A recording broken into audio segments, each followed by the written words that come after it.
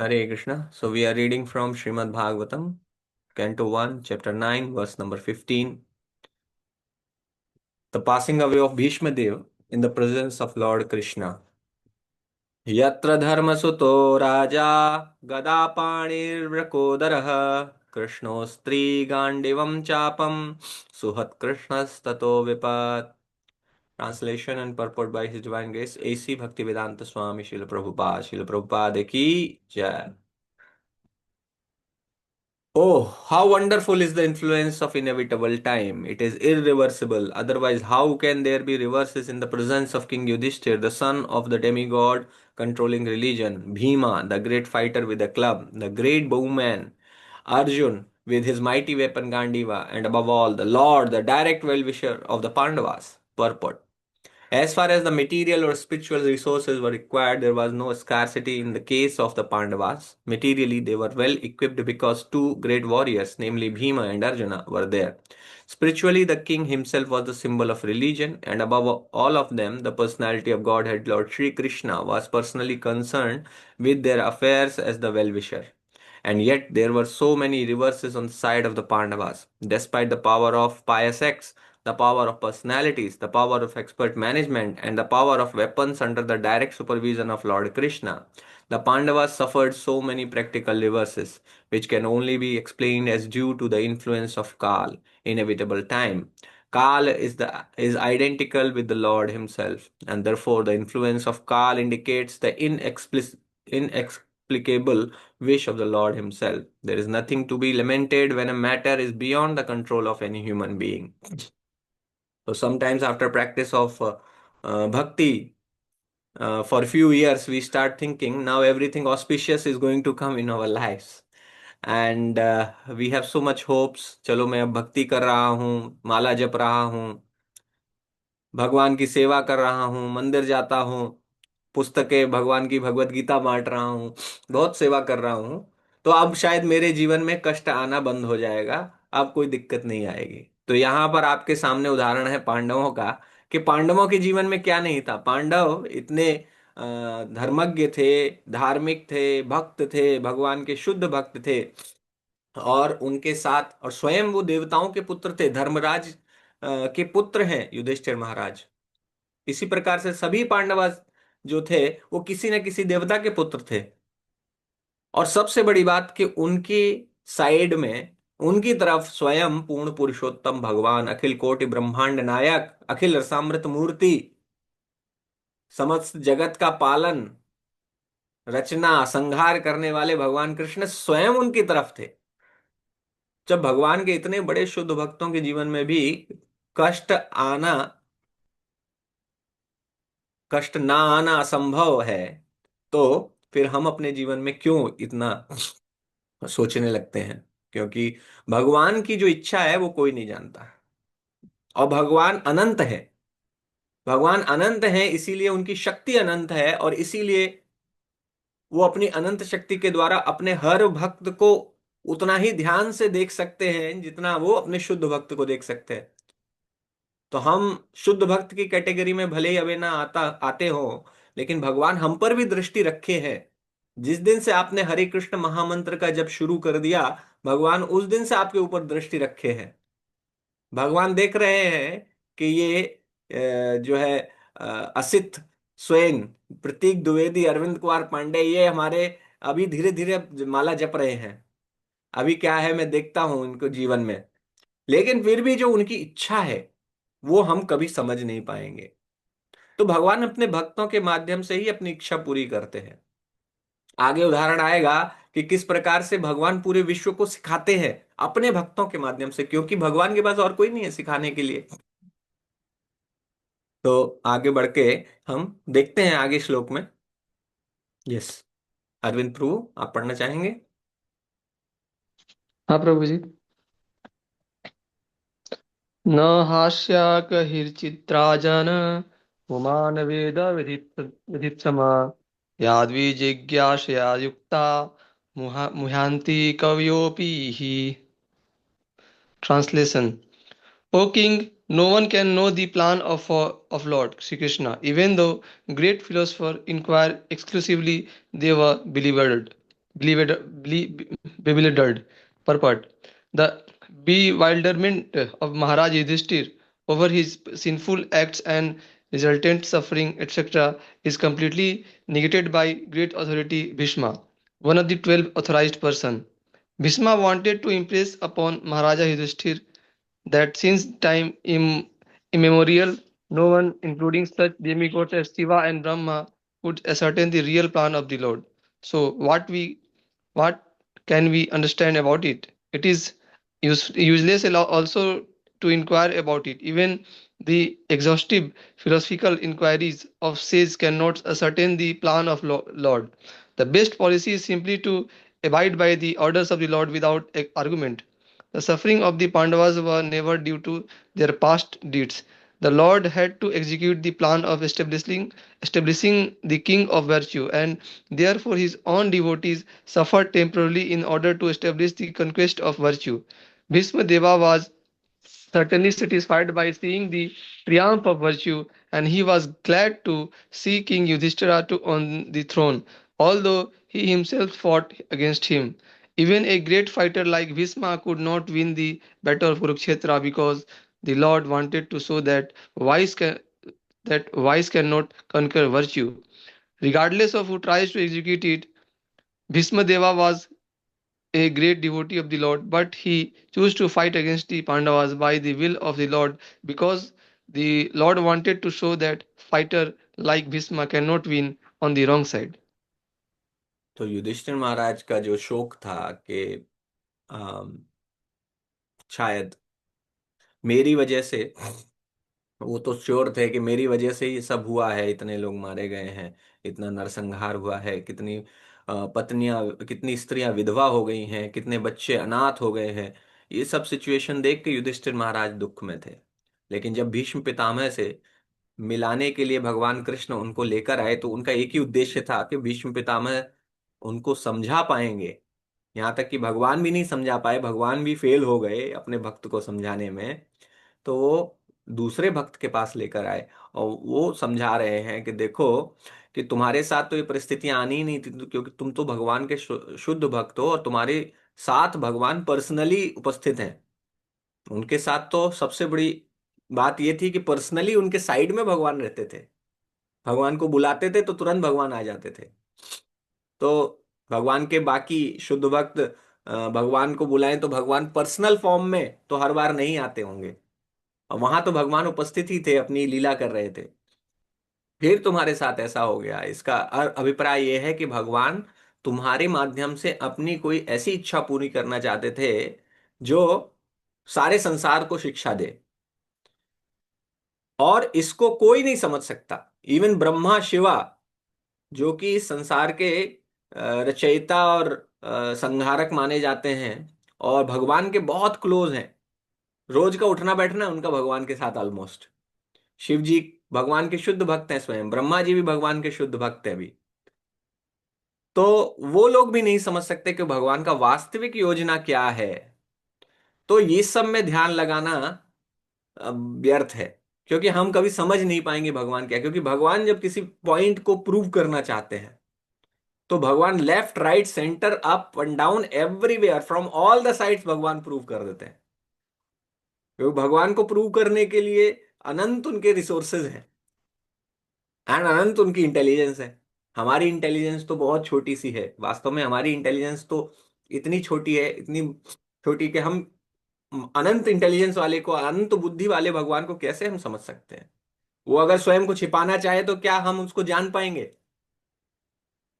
जिसकी अनंत बुद्धि है, या जो बुद्धि का स्वयं रचनाकार है, वह अगर अपने ही क्रिएशन के एक छोटी बुद्धि वाले जीव से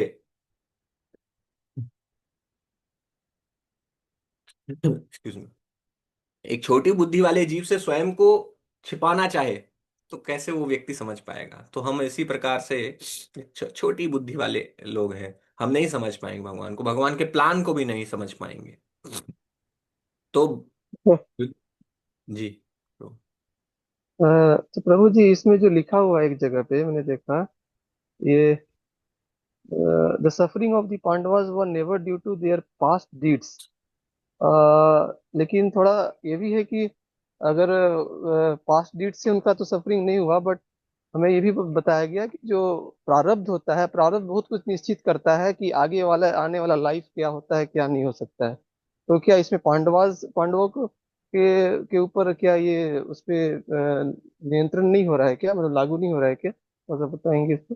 तो भगवान जब लीला अवतार लेते हैं, भगवान के 6 प्रकार के अवतार बताए थे, तो उनमें से जो लीला अवतार होता है भगवान का, तो वो लीला अवतार जब भगवान लेते हैं तो अपने साथ के जो पार्षद हैं वो सब लेकर आते हैं, भगवान भगवत धाम से लेकर आते हैं। तो भगवान के शुद्ध भक्त ये भगवान के साथ ही अवतार लेके आए हैं। भगवान ने अपने पार्षदों को भेजा है कि तुम अवतार लो और यहाँ पर मेरे साथ लीला के पार्ट बनो। तो ये सभी योग माया के अंडर हैं। तो तो आप देखेंगे वैसे महाभारत में भी बहुत जगह ऐसा आता है कि भाई कि किसी ने पूर्व जन्म के कारण ये हुआ, पूर्व जन्म के कारण वो, लाइक वसुदेव देवकी ने पहले बहुत तपस्या की तब भगवान प्रकट हुए। तो ये लीला का पार्ट है। भगवान चाहें तो वो दिखा भी सकते हैं, और ना चाहें तो भगवान कुछ भी बदल सकते हैं। भगवान चाहें तो भगवान के लिए कर्म को बदलना कौन सी बड़ी बात है, राइट? अगर भगवान चाहें तो आपके पुराने पूर्व जन्म के कर्मों के सारे फल तुरंत नष्ट कर देंगे। अहेतु की कृपा है उनकी, तभी तो भक्त के ऊपर भी अहेतु की कृपा करते हैं, उसके पूर्व जन्म के सारे फल नष्ट करके नया एकदम उससे लीला करवाते हैं भगवान। इसलिए भगवान चाहे तो कुछ भी कर सकते हैं। तो यहाँ पर जो इतनी बड़ी सफरिंग, जब इतने धर्मज्ञ लोग हैं तो इनको इनको इतनी सफरिंग क्यों मिली? इतने बड़े भक्त हैं तो सफरिंग इतनी ज्यादा क्यों बड़ी मिलनी चाहिए थी? तो ये भगवान के प्लान के पार्ट हैं। ये भगवान जब ड्रामा करते हैं तो भगवान तो ड्रामा ही कर रहे हैं यहाँ पे। तो ड्रामा कर रहे हैं तो अपने साथ अपने ड्रामा आर्टिस्ट भी लेकर आए हैं। तो वो ड्रामा आर्टिस्ट को सब पता है, लेकिन योग माया के अंदर है। तो योग माया के अंदर होने से उसको सब कुछ रियलिटी में ही करता है वो। तो भगवान अपने भक्तों के माध्यम से ही सब कुछ करते हैं। तो इसलिए उनके कर्म हैं, उनके कर्म नहीं, जैसे प्रभुपाद कह रहे हैं उनके कर्मों का फल नहीं मिल रहा है उनको। तो भगवान की इच्छा है, उनके कर्मों का फल नहीं मिल रहा है। देखिए भगवान के शुद्ध भक्त दो एक प्रकार से साधना सिद्ध होते हैं, यानी जो साधना कर करके भगवान के शुद्ध भक्त बने हैं। एक नित्य सिद्ध होते हैं। तो नित्य सिद्ध जो होते हैं वो भगवान के इटर्नल नित्य पार्षद हैं, भगवान के धाम में ही विराजमान रहते हैं। और जब भगवान अवतार लेते हैं तो भगवान उनको साथ लेके आते हैं। तो ये सभी पांडव, श्रील प्रभुपाद के अनुसार ये सभी जो पांडव हैं वो भगवान के नित्य पार्षद हैं। तो इनके ऊपर मटेरियल लॉस काम नहीं करेंगे, इसलिए भगवान ने इनके लिए स्पेशल अरेंजमेंट किए हैं। भगवान ने ही स्वयं इनके लिए स्पेशल सारी परिस्थितियां निर्माण की हैं। तो इसलिए हम उसको समझ सकते हैं इस बात से कि उनके ऊपर डायरेक्ट भगवान का कंट्रोल है। और भगवान के लिए, भगवान जिस दिन आपकी लाइफ को कंट्रोल कर लेंगे उस दिन आपके लिए भी मटेरियल लॉस काम नहीं करेंगे। कौन से लॉस? कर्म के लॉस। कर्म के फल के सिद्धांत भगवान अगर चाहेंगे तो काम नहीं करेंगे। भगवान चाहेंगे, भगवान अगर चाहें, जैसे ही भगवान एक्चुअली आपने साधना स्टार्ट कर दी तो आप भगवान के नियंत्रण में आ गए। अभी माया देवी का नियंत्रण धीरे धीरे समाप्त हो जाता है। अभी कुछ भी सफरिंग जो आएगी आपके जीवन में, कुछ भी कष्ट जो आएगा आपके जीवन में, वो वास्तव में भगवान के अरेंजमेंट से आएगा। और भगवान क्यों देंगे कष्ट? ताकि मेरा भक्त और द्रुत गति से मेरे पास आने लगे। भगवान इसलिए कष्ट देंगे ताकि उनका भक्त और शरणागति उनकी आ जाए, कि अब जो है पूरे संसार में को किसी की भी शरण नहीं लेना मुझे, केवल मेरे भगवान है, मैं और मेरे भगवान, अब मुझे किसी की शरण नहीं लेना। तो भगवान के भक्त के जीवन में जो कष्ट भी आते हैं वो भगवान द्वारा ही नियंत्रित होते हैं। तो ये अंतर हो जाता है एक भक्त में और एक अभक्त में। अभक्त अपने कर्मों का फल भोग रहा है, और भक्त भगवान के द्वारा निश्चित किए गए फल भोग रहा है। कि भगवान ने कहा है अभी इसकी डिवोशनल प्रोग्रेस के लिए ये चीजें इसके जीवन में होनी चाहिए। जो किसी ने महाराज ने, हरिजोली ने, राधानाथ स्वामी महाराज ने कहा था कि a non devotee gets what he deserves and a devotee gets what he needs. समझ रहे हैं? जरा सा अंतर है। एक को मिलेगा जो उसके कर्म के अनुसार मिल रहा है, दूसरे को मिलेगा जो उसकी भक्ति की प्रगति के लिए आवश्यक है। भक्त के लिए उस प्रकार के फल जीवन में आएंगे। तो भगवान सब कुछ चेंज कर सकते हैं। ये तो शुद्ध भक्त है, नित्य नित्य सिद्ध है भगवान के, नित्य सिद्ध भक्त है। नित्य सिद्ध मतलब नित्य पार्षद है भगवान के धाम में। ये तो केवल भगवान के साथ ही आते हैं, भगवान जब आते हैं तो उनके साथ आते हैं। ओके। हाँ प्रभु जी। तो युधिष्ठिर महाराज को राज्य करता देखकर भीष्म पितामह बहुत प्रसन्न थे। तो यद्यपि भीष्म पितामह उनके विरुद्ध लड़े थे, कौरवों के साइड से लड़े थे, लेकिन भीष्म पितामह भी इसी लीला के पार्ट थे, जो कि यह सिद्ध कर रही थी अगर मेरा भक्त भी अन्याय अधर्म की तरफ जाकर लड़ता है तो उसको भी हारना पड़ेगा। तो भगवान अपने भक्तों से क्या क्या नहीं करवा सकते। For all the time eternal to come, now everybody knows that Bhishma Deva fought against Pandavas. There are many devotees who take the part of villain in the story of the Lord based on the instructions of the Lord. There are many pure devotees of the Lord, and for time eternal to come, they accept the blame on their character. There are many devotees like that because Krishna wants them to act as a villain. जिसे आपको villain का part मिले किसी drama में, right, तो आप villain का part करेंगे।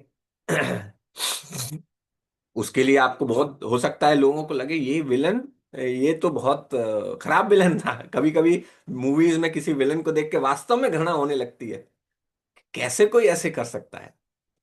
तो भगवान के जो भक्त हैं उन्हीं को विलन बनाएंगे भगवान, कहते कि तुम्हें विलन बनना है। तो बहुत सारे केसेस में ऐसे भी होता है। तो यहाँ पर भीष्मदेव ने भी एक ऐसा पार्ट किया, कड़वा घूंट जो पीना था तो भीष्म पितामह ने पिया। उन्होंने कौरवों की तरफ से लड़ाई की, यद्यपि उनका हृदय पांडवों के साथ था, राइट। कि मेरी उंगली उधर है, लेकिन मेरा वो क्या कहते हैं, मैं तो तुम्हारी साइड हूँ, केवल उंगली उधर है। तो वो ऐसे ही है कि भगवान के भक्त जो है हो सकता है कि दूसरी साइड में हो, लेकिन है भगवान की इच्छा के अनुसार ही सब कुछ। तो इसलिए भगवान की इच्छा और साथ साथ भगवान के शुद्ध भक्तों की इच्छा दोनों को समझना मुश्किल है। दोनों के कर्मों को समझना मुश्किल है। भगवान के कर्म अद्भुत कर्मणा नाम है उनका, अद्भुत कर्मणा, वंडरफुल। आप समझ नहीं पाएंगे कि ये कैसे भगवान इतने अद्भुत कर्मणा है, क्या क्या कर देते हैं। ऐसे भगवान के भक्त भी अद्भुत कर्मणा है, वो भी क्या क्या कर देते हैं, वो समझ में नहीं आता कई बार। वैष्णवेर क्रिया मुद्रा विजय ना बुझाए। तो वैष्णव की क्रिया मुद्रा आप समझ नहीं सकते, कब वो क्या कैसे कहाँ कर रहा है, वो आपको समझ में नहीं आएगा। वो क्योंकि वो भगवान से उसका ऐसा कनेक्शन है कि भगवान उससे जो जैसे चाहते हैं जब चाहते हैं वैसा उससे करवाते हैं, और वो साधारण मनुष्य के समझ में नहीं आता। ठीक है। तो यहाँ भीष्म देव भी उसी प्रकार का एक पाठ कर रहे हैं। एंड उन्होंने ये सिद्ध किया भगवान ने कि अगर मेरा इतना महान भक्त जो जिसको कोई नहीं हरा सकता, भीष्म पितामह जब तक खड़े थे तब तक पांडव जीत नहीं सकते थे। जब तक उनके हाथ में धनुष बाण था कोई नहीं हरा सकता था उनको। उनका धनुष बाण जब तक उसके उनके हाथ से गिर नहीं जाता तब तक कोई नहीं जीत सकता था। तो भगवान ने उनको भी गिरा दिया। भगवान ने कहा कि अगर मेरे भक्तों के सामने अधर्म के साथ मेरा शुद्ध भक्त दूसरा खड़ा होगा तो उसको भी गिरना पड़ेगा। तो धर्म की स्थापना सबसे महत्वपूर्ण है। So that's why we also pray that we can become insignificant part in the leelas of the Lord, like that if we can become pure devotees of the Lord. Let us keep chanting Hare Krishna, Krishna Krishna, Hare Hare, Hare Rama, Rama Rama, Hare Hare। ग्रंथराज Shrimad Bhagavatam की जय, शिल प्रभुपाद की जय।